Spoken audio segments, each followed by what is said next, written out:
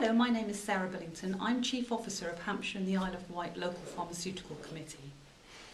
Thank you, Sarah. Why did the LPC decide to adopt Healthy Living Pharmacy?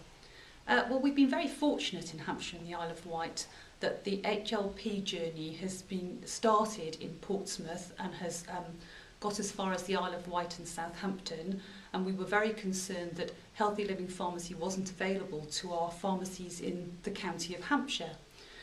So we have been working for some time with the PCT, which is now the SHIP cluster, on how we can perhaps move Healthy Living Pharmacy forward in Hampshire.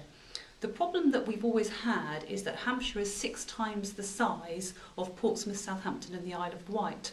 So while Portsmouth had quite a sort of contained geographical area and a defined number of pharmacies that could be managed, and similarly on the Isle of Wight and Southampton, Hampshire's actually got 230 plus pharmacies in a very wide and different geographical area.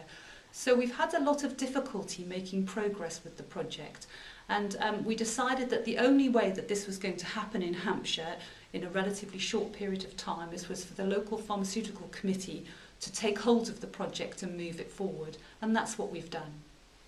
Great. Can you tell me how the initiative has been funded? It's going to be different in Hampshire than it was for any of our neighbouring PCTs.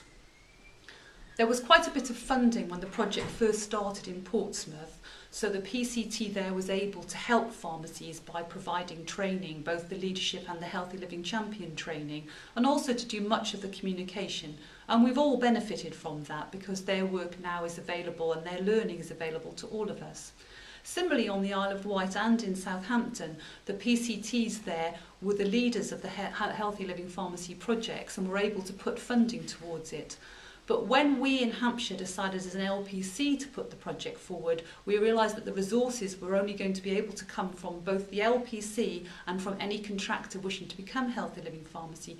So we've looked upon it as a shared risk model. So we're asking contractors who step forward and want to become Healthy Living Pharmacy to fund certain elements of the project, and the LPC will fund other elements of it.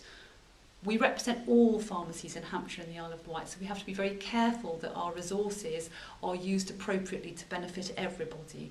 So there was quite a lot of thinking behind whether this was the right project for us, and the LPC unanimously voted to move the project on.